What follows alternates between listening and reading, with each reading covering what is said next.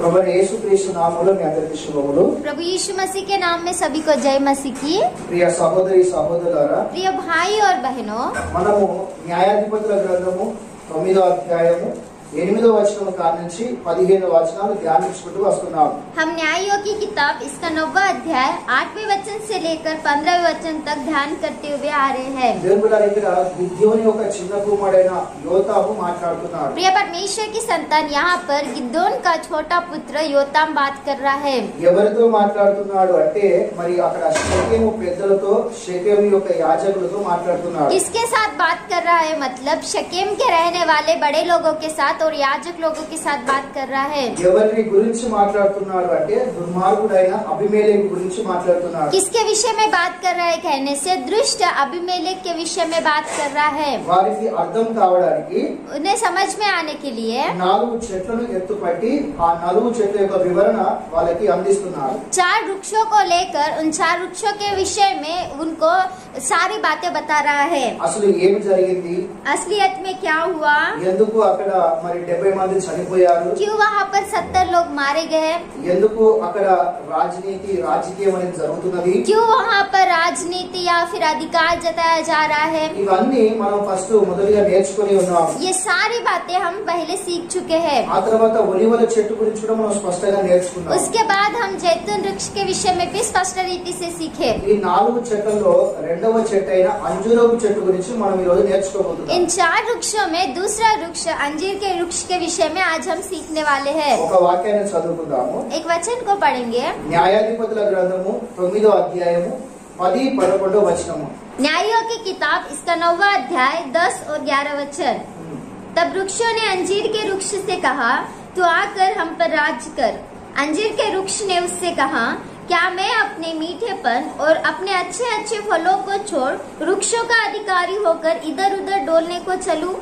చెట్లు అన్ని అక్కడ మరి ఒకరితో ఒకరు మాట్లాడుకుంటున్నాయి। यहाँ पर सारे वृक्ष एक दूसरे के साथ बातें कर रहे हैं। మొదటిగా మరి ఒలివల చెట్టు దగ్గరికి వెళ్లి, అన్నాయి నీవు మా మీద రాజుగా అధికారిగా ఉండి మమ్మల్ని పరిపాలించు। सबसे पहले ये लोग जैतून के वृक्ष के पास जाकर कहते हैं कि आप हम पर अधिकार रखो, आप हमारे लिए राजा बनो। అప్పుడు ఒలివల చెట్టు ఏమన్నది, तब जैतून के वृक्ष ने क्या कहा? దేవుణ్ణి మనుషులను నరులు దేని చేత సన్మానించుదురో ఆ నా తైలమును ఇయ్యక నేను మీ మీద రాజుగా ఉండి అటు ఇటు తిరుగుదునా అని ఒలివల చెట్టు నేను రాను అని చెప్పేసి నో అని చెప్పేసేది। क्या मैं अपनी उस चिकनाहट को छोड़कर जिससे लोग परमेश्वर और मनुष्य दोनों का आदर मान करते हैं, वृक्षों का अधिकारी होकर इधर उधर डोलने को चलूं? क्या मैं नहीं आऊंगी करके उसने कहा। ఒలివల చెట్టు నేను రాను నో అని చెప్పిన తర్వాత जैसे ही जैतून के वृक्ष ने मैं नहीं आऊंगी नो करके बताया, మిగతా చెట్లు ఇప్పుడు రెండవ చెట్టు అయిన అంజూరపు చెట్టు దగ్గరికి వచ్చి అడుగుతున్నాయి। और बाकी के अभी जो वृक्ष है वो अभी अंजीर के वृक्ष के पास आकर पूछ रहे हैं। ఇప్పుడు అంజూరపు చెట్టు ఏమంటున్నది, अभी अंजूर का वृक्ष क्या कह रहा है? నా మాధుర్యమును నా మంచి ఫలమును ఇయ్యక నేను మానుదునా, నేను మీ మీద అధికారినై ఉండి నేను అటు ఇటు తిరుగుదునా అని చెప్పేసి మాట్లాడుతున్నది। क्या मैं अपने मीठेपन और अच्छे अच्छे फलों को छोड़ वृक्षों का अधिकारी होकर इधर उधर डोलने को चलूं क्या करके कहती है। నిజంగా దేవుని బిడ్డలారా, అంజూరపు చెట్టు యొక్క పండ్లు ఎంతో మాధుర్యంగా ఉంటాయి। అందుకే యేసు ప్రభు ఈ లోకంలో ఉన్నప్పుడు ఆయన ఆకలికి ఉన్నప్పుడు ఆ చెట్ల దగ్గరికి వెళ్లి ఆ చెట్టులో ఫలాన్ని వెతికినట్టుగా మనకు వాక్యం సెలవిస్తున్నది। सच में प्रिय परमेश्वर की संतान, ये अंजीर का वृक्ष जो होता है उसके फल बहुत ही मीठे मीठे होते हैं। इसीलिए यीशु मसीह जब इस संसार में थे तब वो वृक्ष के पास जाकर जब उन्हें भूख लगी थी, वृक्षों में अंजीर के फल को ढूंढने लगे। కనుక దీన్ని బట్టి మనం ఏం అర్థం చేసుకోవాలంటే వాస్తవమైన విషయమే అంజూరపు పండ్లు నిజంగా అవి ఎంతో మాధుర్యం గలవి అన్నట్టుగా మనం ఇక్కడ అర్థం చేసుకోవాలి। इसे लेकर हमें क्या समझना चाहिए? मतलब ये अंजीर का फल जो होता है वो बहुत ही मीठा होता है। పరిశుద్ధమైన గ్రంథంలో ఈ అంజూరపు చెట్టు గురించి మనం ఆలోచన చేస్తే पवित्र शास्त्र में अंजीर के वृक्ष के विषय में अगर हम विचार करेंगे तो చాలా ఉన్నాయి। మనం కొన్ని విషయాలు చూసుకుందాం। बहुत सारी है, लेकिन हम कुछ बातों को देखेंगे। ఆదికాండము 3వ అధ్యాయము 7వ వచనము। उत्पत्ति इसका 3रा अध्याय 7वां वचन। तब उन दोनों की आंखें खुल गई और उनको मालूम हुआ कि वे नंगे हैं, इसलिए उन्होंने अंजीर के पत्ते जोड़ जोड़ कर लंगोट बना लिए। ఓకే, దేవునికి స్తోత్రం. హల్లెలూయా. हालेलुया। దేవుడి ద్వారా దేవుడు తన స్వరూపమందు తన పోలిక చొప్పున మొదటిగా మానవులను సృజించాడు. प्रिय परमेश्वर की संतान, परमेश्वर ने अपने स्वरूप और समानता में मनुष्य को बनाया। దేవుడు ప్రతిరోజు ఆ ఏదైనా తోటలో వారితో సావాసం చేయడానికి మరి పరలోకం నుంచి వచ్చినట్టుగా కూడా చూడగలము. और परमेश्वर उनके साथ संगति करने के लिए हर दिन एदेन के बगीचा में आते थे करके भी हम देख सकते हैं। ఒక రోజు వారు సాతాను మాట విని తినొద్దు అన్న పండు తిన్నారు. एक दिन शैतान की बात को सुनकर वो नहीं खाने वाले फल को खा लिए। ఆజ్ఞ అతిక్రమం పాపం గనుక మరి వాళ్ళు పాపములో పడిపోయారు. आज्ञा का उल्लंघन करना पाप है, इसीलिए वो पाप में गिर गए। వాళ్ళకు ఏమి తెలిసింది అంటే మేము నగ్నంగా ఉన్నాము అన్న సంగతి వాళ్ళు తెలుసుకున్నారు. उन्हें ये पता चला कि हम नंगे हैं करके। అంతకుముందు వారికి దేవుడు మహిమను వారికి వస్త్రంగా ధరించాడు. उससे पहले उन्हें परमेश्वर ने महिमा का वस्त्र पहनाया కానీ था, ఆజ్ఞ అతిక్రమించిన కారణం బట్టి ఆ మహిమను వాళ్ళు పోగొట్టుకున్నారు. लेकिन उन्होंने आज्ञा का उल्लंघन किया, इसलिए उस महिमा को वो खो दिए। అప్పుడు వాళ్ళకు తెలిసింది ఏంటంటే మేము నగ్నంగా ఉన్నాము అనే సంగతి తెలిసింది. तब उन्हें ये पता चला कि हम नंगे हैं।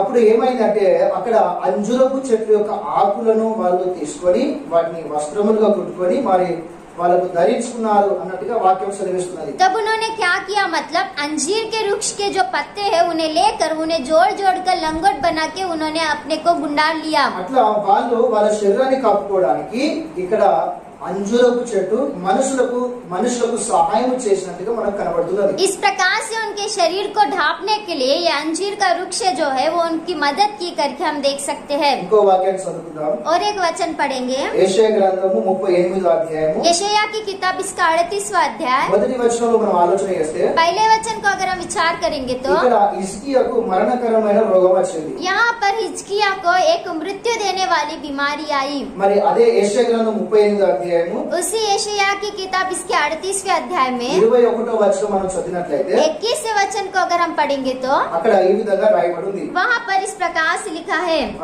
यशायाह ने कहा था अंजीर की एक टिकिया बनाकर हिजकिय्याह के फोड़ों पर बांधी जाए तब वह बचेगा। ఇక్కడ ఏం జరిగినట్టే దేవుని బిడ్డలారా, यहाँ पर क्या हुआ, मतलब प्रिय परमेश्वर की संतान, ప్రవక్త అయిన యెషయా అంజురపు చెట్టు యొక్క పండ్ల యొక్క ముద్దను తీసుకొని వచ్చి ఈ ఇసుక యొక్క గాయాన్ని కడతాడు. వాక్యంలో రాయబడింది. అప్పుడు దేవుడు అతన్ని స్వస్థపరిచినట్టుగా వాక్యంలో రాయబడింది. यहाँ पर भविष्यवक्ता यशायाह ने अंजीर के टिकियों को लेकर यशायाह के फोड़ों पर रखा, तब परमेश्वर ने उसे चंगा किया करके लिखा गया है। నిజంగా మరి అక్కడ ఇసుక స్వస్థ పొందుకున్నట్టుగా దేవుడు అతన్ని స్వస్థపరిచినట్టుగా మనం చూడగలం. सच में यहाँ पर परमेश्वर ने उसे चंगाई दी, उसने चंगाई प्राप्त की करके हम देख सकते हैं। మొదటి సమూయేలు గ్రంథం 30వ అధ్యాయము पहला शमूएल इसका 30वां अध्याय 11-12 వచనాలు మనం చదివినట్లయితే 11 और 12 वचन को अगर हम पढ़ेंगे तो అక్కడ ఈ విధంగా రాయబడి ఉంది. वहाँ पर इस प्रकार से लिखा है, उनको एक मिस्री पुरुष मैदान में मिला, उन्होंने उसे दाऊद के पास ले जाकर रोटी दी और उसने उसे खाया, तब उसे पानी पिलाया। फिर उन्होंने उसको अंजीर की टिकिया का एक टुकड़ा और 2 गुच्छे किशमिश दिए, और जब उसने उसे खाया तब उसके जी में जी आया। उसने 3 दिन और 3 रात से न तो रोटी खाई थी और न पानी पिया था।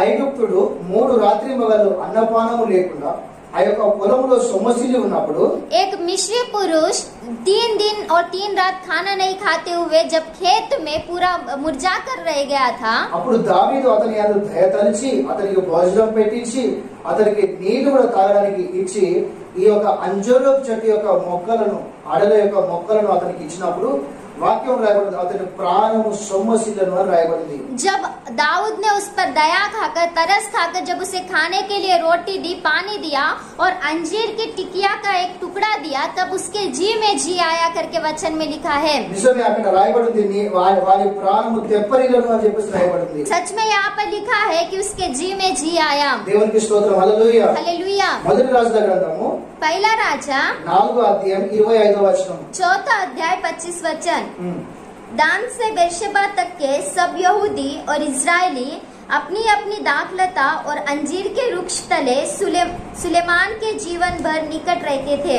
తెలుగులో సొలొమోను దినములలో प्रिय परमेश्वर के संतान, यहाँ पर सुलेमान के दिनों में ఇశ్రాయేలు ప్రజలు యోధులు इजरायली लोग और यहूदी लोग దాను మొదలుకొని బేర్షెబా వరకు కూడా दान से लेकर लेकर बेर्शेबा तक అంజూరపు చెట్ల కింద ప్రజలు నివసించుకుంటూ వచ్చారు అని వాక్యం సెలవిస్తున్నారు. अंजीर के वृक्ष के तले लोग निवास करते हुए आए करके हम देख सकते हैं। అట్లా ఈ యొక్క అంజూరపు చెట్టు మనుషులకు నీడనిస్తూ ఆశ్రయం కలుగజేసినట్టుగా వాక్యం సెలవిస్తున్నది. इस प्रकार से ये अंजीर का वृक्ष जो है मनुष्य को छाया देते हुए एक शरण की तरह रहा करके हम देख सकते हैं। అలా దేవుని బిడ్డలారా దేవుని మహిమపరిచింది అంజూరపు చెట్టు. అంతేకాకుండా మరి మనుషులకు కూడా సహాయపడినట్టుగా మనుషులకు కూడా సంతోషపెట్టినట్టుగా ఈ యొక్క అంజూరపు చెట్టు మనకు బైబిల్లో స్పష్టంగా కనబడుతున్నది. प्रिय परमेश्वर की संतान, इस प्रकार से ये अंजीर का वृक्ष जो है वो परमेश्वर की महिमा की और इतना ही नहीं लेकिन ये मनुष्यों का आदर मान किया या फिर उनकी सहायता की करके हम देख सकते हैं। ఈ అంజూరపు చెట్టు గురించి కొత్త నిబంధనలో మనం ఆలోచన చేస్తే इस अंजीर के वृक्ष के विषय में अगर हम नए नियम में विचार करेंगे तो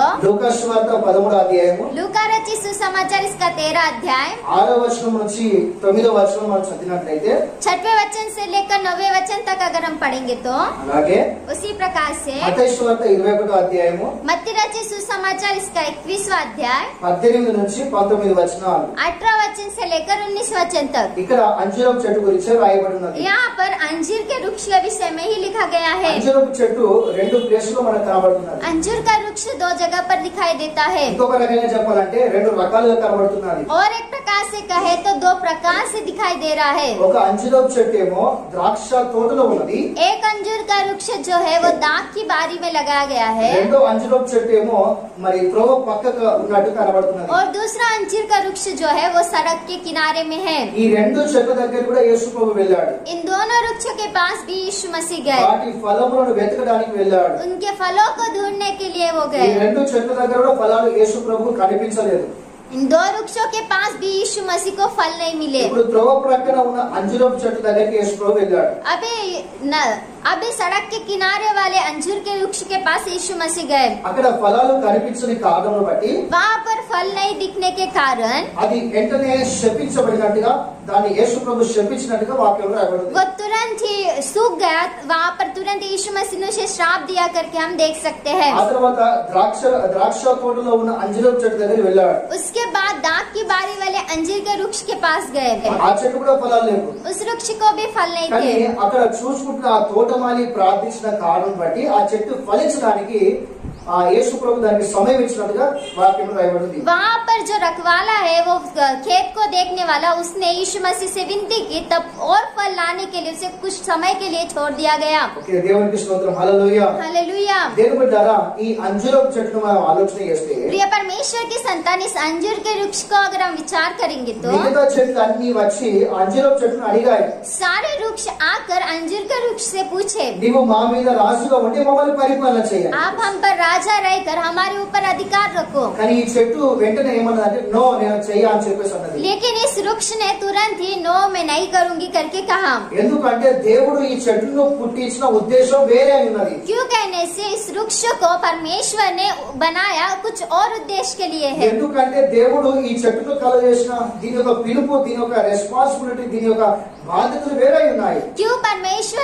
क्योंकि परमेश्वर ने इसको दिया हुआ जिम्मेदारी या फिर उसका बुलाहट ये अलग है, అందుకే నో అని చెప్పేసి. इसलिए उसने मना कर दिया। మరి అక్కడ ఏం చెప్తున్నది అంటే लेकिन वहाँ पर वो क्या बता रही है నా कहने से, మాధుర్యమును నా మంచి ఫలమును ఇయ్యగా నేను మానుదునా అని చెప్పేసి అంటున్నది. मैं अपने मीठेपन और अच्छे अच्छे फलों को देना छोड़ दूं क्या करके कह रही है। దేవుని బిడ్డలారా, ఈ చెట్టు అంటేనే దీంట్లో మంచి ఫలం అని వాక్యం సెలవిస్తున్నది. प्रिय परमेश्वर की संतान, ये वृक्ष कहने से इसके अंदर अच्छे फल है करके वचन में लिखा है। రెండోది ఇది మంచి మాధుర్యము కలిగింది అని కూడా వాక్యం సెలవిస్తున్నది. और दूसरा ये एक मीठेपन वाला है करके भी वचन में लिखा है। ఇక్కడ నేర్చుకోవాల్సిన మొదటి విషయం ఏంటిది అంటే यहाँ पर सीखने वाली पहली बात क्या है कहने से, మాధుర్యము. मीठापन। మాధుర్యము. मीठापन। దేవుడా, ఈ చెట్టులో చేదు అనేది లేదు. प्रिय परमेश्वर की संतान, इस वृक्ष के अंदर कड़वाहट नहीं है। ఈ చెట్టులో చేదు లేదు. इस वृक्ष के अंदर कड़वाहट नहीं है। 119వ కీర్తన वचन संहिता इसका 119वां अध्याय 103వ వచనము. 103 वचन। దేవుడారా,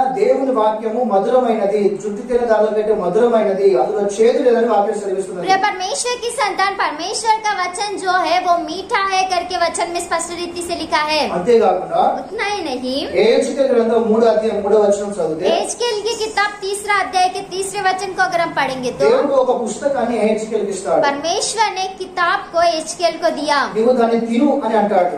आप उसे खा खा लीजिए करके कहा। ఎహెజ్కేలు ఎప్పుడైతే తిన్నాడో जब एजकेल ने वो खाया అప్పుడు అంటాడు ఆయన, तब इस प्रकार से उसने ఇది कहा, నాకు ఎంతో తేనె కంటే మధురముగా అనిపించింది అని మాట్లాడుతున్నాడు. ये मधु से भी मुझे मीठा लगा करके कहते हैं। కనుక దేవుని వాక్యము మనకు ఎంతో మధురమైనది. इसलिए प्रिय परमेश्वर की संतान, परमेश्वर का वचन हमारे लिए बहुत ही मीठा है, అందులో చేదు లేదు. उसके अंदर कड़वाहट नहीं है। అందుకే దేవుడు అంటాడు, इसलिए परमेश्वर कहते हैं, రుచి చూసి తెలుసుకున్నది యెహోవా ఎలా ఉన్నాడు అని వాక్యం సెలవిస్తున్నది. परख कर देखो कि यहोवा कैसा भला है करके वचन में लिखा है। అవును ప్రియులారా, మన దేవునిలో చేదు లేదు, ఆయనలో ఎంతో మాధుర్యం అనేది ఉన్నది. हाँ प्रिय परमेश्वर की संतान, हमारे परमेश्वर के अंदर कड़वाहट नहीं है, लेकिन बहुत ही मीठापन है। దేవుని వాక్యంలో కూడా ఎంతో మాధుర్యం ఉన్నది. జుంటి తేనె ధారల కంటే మధురమైనది. परमेश्वर के वचन में भी बहुत ही मीठापन है, वो मधु के शहद से भी वो बहुत ही अच्छा है करके वचन में लिखा है। కనుక ఈ వాక్యాన్ని మనము తినగా ఇది మనకు ఎంతో మాధుర్యంగా కనిపిస్తుంది. इसलिए जब हम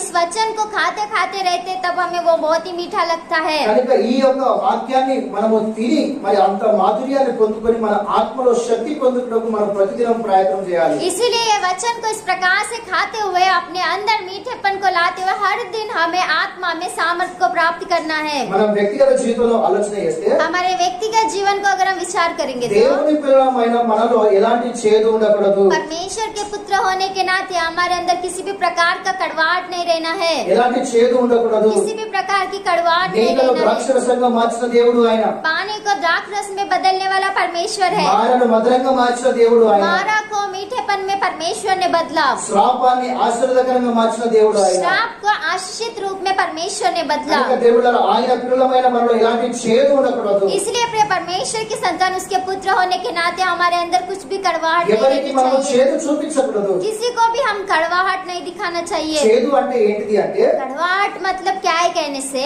మరి మాధుర్యం అంటే మంచితనము, చేదు అంటే చెడినతనం అని అర్థం. मीठापन मतलब बहुत ही अच्छा स्वभाव होता है, लेकिन जो कड़वाहट है वो बुरा होता है करके हम देख सकते కనుక हैं। దేవుని పిల్లలమైన మన జీవితంలో మంచితనం ఉండాలి. ప్రేమ, శాంతి, సమాధానము, క్షమాపణ, అర్థం చేసుకునే మనస్తత్వం, కలుపుకునే స్వభావము, అందరము కలిసి దేవుని రాజ్యం కట్టే స్వభావం మనలో ఉండాలి. इसीलिए मीठापन मतलब हमारे अंदर प्रेम, शांति, समाधान, सभी के साथ मिलके रहने वाला स्वभाव या फिर क्षमा करने वाला स्वभाव, इस प्रकार से हम सभी के साथ रहकर परमेश्वर को राज्य को बांधने वाले लोग रहने चाहिए। అంతే తప్ప చేదు అనేది మనసులో ఉండకూడదు. इतना ही है, लेकिन मनुष्य के अंदर कड़वाहट नहीं रहनी चाहिए। అంటే దేవుని ద్వారా వ్యభిచారమే కావచ్చు, కోపమే కావచ్చు, క్రోధమే కావచ్చు, కక్షలే కావచ్చు, నేను చూసుకుంటా అని మనసులో పెట్టుకొని పగబట్టు ఇలాంటి చేదు తత్వము, చెడ్డ తులసి తత్వము మనలో ఉండకూడదు.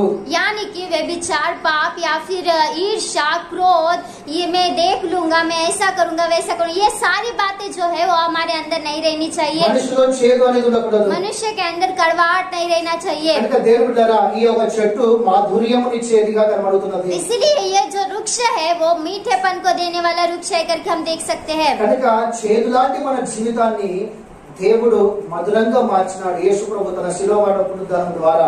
यीशु मसीह ने हमारे इस कड़वाहट के जीवन को निकाल कर मीठेपन में बदला, उसके क्रूस के मृत्यु के द्वारा। కనుక మనము అనేకులకు మాధుర్యాన్ని ఇచ్చేలాగా పిల్లలుగా మనం ఈ లోకంలో ఉండాలి. इसलिए हम अनेक लोगों को मीठापन देने वाले बच्चे की तरह रहने चाहिए। రెండోది మనం ఆలోచన చేస్తే दूसरी बात को अगर हम నా विचार మంచి करें, ఫలమును ఇయ్యక అని అంటున్నది. मैं अपने अच्छे अच्छे फलों को देना छोड़कर कह रही है। దేవుడి ద్వారా నిజంగా ప్రభు మనలో ఫలాలు కోరుకుంటున్నాడు. प्रिय परमेश्वर की संतान, सच में परमेश्वर हमारे अंदर फलों को चाहते हैं। ఆదికాండం 1వ అధ్యాయం 28-29 వచనంలో उत्पत्ति इसके पहले अध्याय के 28 और 29 वचन में ఆదామవ్వలను దీవిస్తున్నాడు, మీరు ఫలించి అభివృద్ధి చెందండి అని. आदम और हवा को परमेश्वर कहते हैं कि आप फलो और फूलो और उन्नति हो जाओ। అంటే దాని అర్థం ఏంటంటే దేవుడు మనుషుల్లో ఫలాన్ని కోరుకుంటున్నాడు. इसका मतलब क्या है कहने से, परमेश्वर मनुष्य के अंदर फलों को चाहते हैं। ఆదికాండం 9వ అధ్యాయం 1వ వచనమైన, उत्पत्ति इसके 9वें अध्याय के पहले वचन में, ఆదికాండం 17వ అధ్యాయం 2వ వచనమైన, उत्पत्ति इसके 17 अध्याय के दूसरे वचन में దేవుడు ప్రతిసారి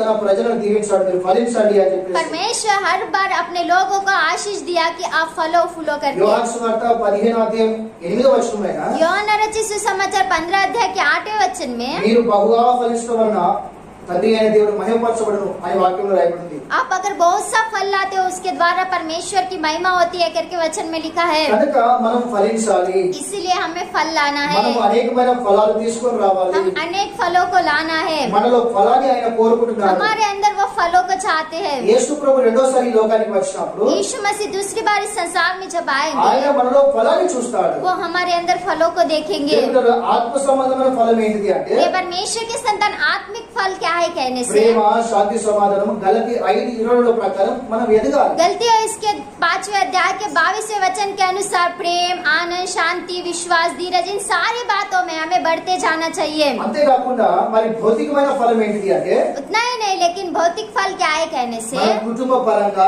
సంఘ పరంగా, ఆత్మల పరంగా మనం ఎదగాలి. అది భౌతిక పరమైన ఫలం. और भौतिक संबंधित उन्नति क्या है कहने से हम परिवार की रीति से, कलीसिया की रीति से हर दिन हमें उन्नति पाना है, यही भौतिक संबंधित उन्नति है। కనుక ఆయన రెండోసారి వచ్చినప్పుడు మనలో ఫలాలు చూస్తాడు అనే సంగతి మనం మర్చిపోకూడదు. इसलिए वो जब दूसरी बार आएंगे हमारे अंदर फलों को देखेंगे, ये बात हमें नहीं भूलना है। ఫలించని చెట్టు దేవుని ద్వారా శపించబడింది. देखिए परमेश्वर की संतान जो वृक्ष फल नहीं लाया वो श्रापित किया गया। ఫలించని చెట్టు నరకబడి అగ్నిలో పడవేయబడాలి అని వాక్యం రాయబడింది. जो फल नहीं लाया था उस वृक्ष को काट कर आग में डालना चाहिए करके वचन में लिखा है। కనుక మనము ఫలించే బిడ్డలము ఈ లోకంలో బ్రతకాలి. इसलिए हम फल लाने वाले बेटे की तरह इस संसार में रहने चाहिए। మూడోది మనం ఆలోచన చేస్తే तीसरी बात को अगर हम विचार करेंगे तो దేవుని ద్వారా అంజూరపు చెట్టు, ఒక అంజూరపు చెట్టు ఏమో త్రోవ ప్రకారం ఉన్నది. एक अंजूर का वृक्ष जो है वो सड़क के किनारे पर है, అది సహవాసంలో లేదు, वो संगति में नहीं है, దానికి అదే రాజుగా ఉన్నది. वो खुद के लिए खुद ही राजा की కానీ तरह ఒక है। అంజూరపు చెట్టు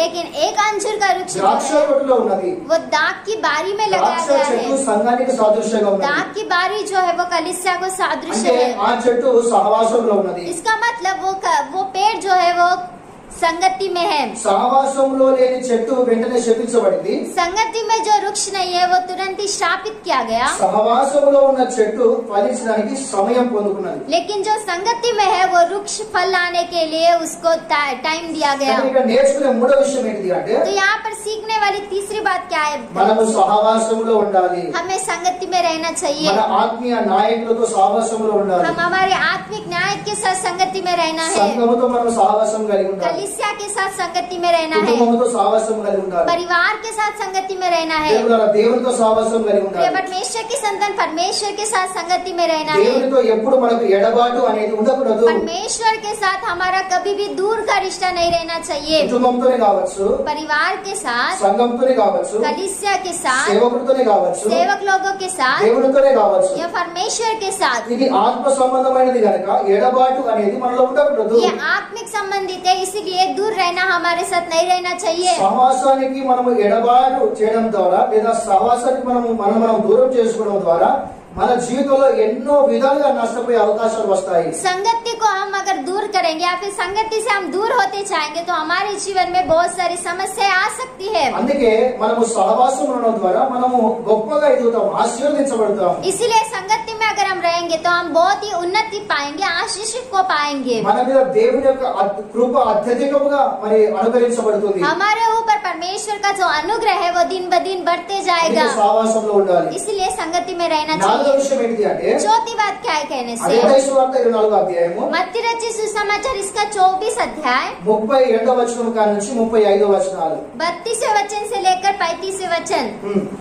अंजीर के पेड़ से ये दृष्टांत सीखो, जब उसकी डाली कोमल हो जाती और पत्ते निकलने लगते हैं तो तुम जान लेते हो कि ग्रीष्म काल निकट है। इसी रीति से जब तुम इन सब बातों को देखो तो जान लो कि वह निकट है, वरन द्वार ही पर है। దేవునికి స్తోత్రం. హల్లెలూయా, हालेलुया, హల్లెలూయా. हालेलुया। దేవుని ద్వారా అంజూరపు చెట్టు ఫలించినప్పుడు వసంత కాలము వచ్చి ఉన్నదని మీరు తెలుసుకోవాలి. అంతేకాదు ఆయన ద్వారం ఎదుటనే ఉన్నాడు అని మీరు తెలుసుకోవడానికి వాక్యం సెలవిస్తున్నది. प्रिय परमेश्वर की संतान, जब अंजीर के वृक्ष को पत्ते लगेंगे या फिर वो फलने लगेगा तो ग्रीष्म काल जिस प्रकार से निकट है उसी प्रकार से यीशु मसीह का भी आना निकट है, द्वार पर है करके हम देख सकते हैं। ఇక్కడ అనేకమైన అర్థాలు ఉన్నాయి. यहाँ पर अनेक अर्थ है, కానీ ఒక విషయాన్ని మనం గమనిస్తే लेकिन एक बात को अगर हम देखेंगे तो యేసు ప్రభు యొక్క రెండవ రాకను చూపిస్తున్నది. यीशु मसीह के दूसरे आगमन को दिखाई देता ఆయన है। ద్వారం ఎదుటనే ఉన్నాడు. वो द्वार के निकट ही है, ఆయన రెండోసారి వస్తున్నాడు. वो दूसरी बार आ रहे ఆయన हैं, రాకడ సమీపించున్నది. उनका आना निकट है। వస్తాను అన్న ప్రభు తప్పకుండా వస్తాడు. आने वाला परमेश्वर परमेश्वर निश्चय ही आएगा। కనుక సంగమా మీరు సిద్ధపాటు కలిగి ఉండండి इसलिए कलीसिया आप तैयारी के साथ అన్న रहो। విషయాన్ని ఈ చెట్టు మనకు నాలుగో విషయంగా నేర్పిస్తున్నది इस प्रकार के बात को ये जो पेड़ है वो चौथी बात की तरह में ఇది सिखाता है। విడిచిపెట్టి ये छोड़कर నేను అటు ఇటు తిరుగుతున్నా मैं इधर उधर घूमूं क्या? ఇది విడిచిపెట్టి ये छोड़कर నేను ఇంకా వేరే మీరేదో చెప్పింది నేను చేస్తానా आप बताने वाले काम या अलग काम को मैं करूं क्या? చూడండి ఎంత అద్భుతమైన పాఠం ప్రభు నేర్పిస్తున్నాడు देखिए कितना अद्भुत ఈ सीख को ఈ परमेश्वर రోజు दिखा సంఘ रहे। విశ్వాసులు సేవకులు ఎటు పడితే అటు తిరుగుతున్నారు आज के दिनों में कलीसिया के विश्वास या फिर सेवक लोग जिधर चाहे उधर घूम रहे ఏ हैं। ఆలోచన వస్తే ఆ ఆలోచనలో పని చేస్తున్నారు जो विचार आए उस विचार में काम कर रहे ఎవరు हैं। చెప్తే అటు వెళ్ళిపోతున్నారు जैसे बताए वैसे कर కానీ रहे దేవుడు हैं। నన్ను ఎందుకు పుట్టించాడు लेकिन परमेश्वर मुझे क्यों నా जन्म పిలుపు दिए? ఏంటిది मेरा बुलाहट क्या దేవుడు నన్ను है? ఎందుకు పిలిచాడు क्यों परमेश्वर ने నేను मुझे ఈ లోకంలో बुलाया? ఏం చేస్తున్నాను मैं संसार में क्या कर रहा మరి నేను हूँ? నమ్మకం కలిగి పని చేయాలి मैं विश्वास योग्यता के साथ काम దేవుడు करना నాకు పని चाहिए। ఇస్తాడు परमेश्वर मुझे काम నాకు देंगे। ప్రతిఫలం ఇస్తాడు परमेश्वर मुझे प्रतिफल అన్న देंगे। ఆలోచన మర్చిపోయి इस प्रकार के विचार को छोड़कर దర్శనమును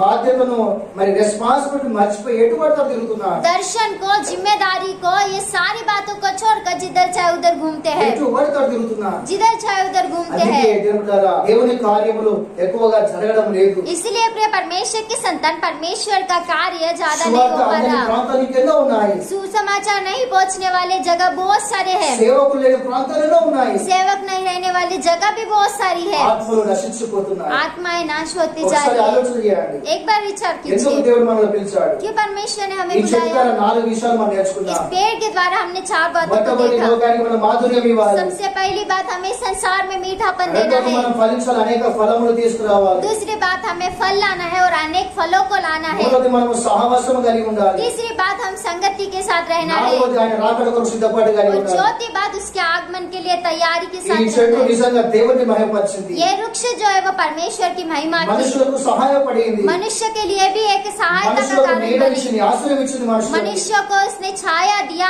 आश्रय दिया, शरण दिया। లోకంలో అనేకమైన అవకాశాలు వచ్చినాయి इस संसार में उसे बहुत सारे अवकाश तो ఎన్నో मिले ఆశలు थे। పుట్టించాడు बहुत सारी आशाएं उसको అధికారం आई थी। ఇస్తానన్నారు अधिकार देंगे करके మరి कहा, డబ్బుకు నొక్కలేదు ఈ చెట్టు लेकिन ये पैसे के लिए नहीं झुका। ఇది మరి అధికారానికి లొంగలేదు ये अधिकार के लिए भी नहीं झुका। దేవుడు నన్ను ఒక పని కొరకు పిలిచాడు परमेश्वर ने एक काम के लिए मुझे నేను बुलाया అదే है। పని చేయాలి मैं वही काम करना దేవుని चाहिए। మహిమపరిచింది इस प्रकार से परमेश्वर को महिमा की, మనుషులకు సహాయం చేసింది मनुष्य का भी आदर मान की, मदद की। మనిషి అయి పుడితే మనం ఇలా బ్రతకాలి प्रिय परमेश्वर की संतान मनुष्य होकर पैदा हुए तो इस प्रकार से నిజమైన जीना चाहिए। క్రైస్తవులం అయితే ఇలా బ్రతకాలి सच्चे मसीह है तो इस प्रकार से जीना ఈ చెట్టు चाहिए। ద్వారా నాలుగు విషయాలు इस నేర్చుకుంటాం पेड़ के द्वारा हम 4 बातों को ఒకసారి सीख ఆలోచన सकते చేయండి हैं। एक बार विचार మన कीजिए జీవితాలు ఏ విధంగా ఉన్నాయి हमारे जीवन किस प्रकार దేవుని से। మాటలు దీవించుగాక परमेश्वर इन बातों को आशीष दे। ఆమేన్ आमीन। Praise the Lord Praise the Lord।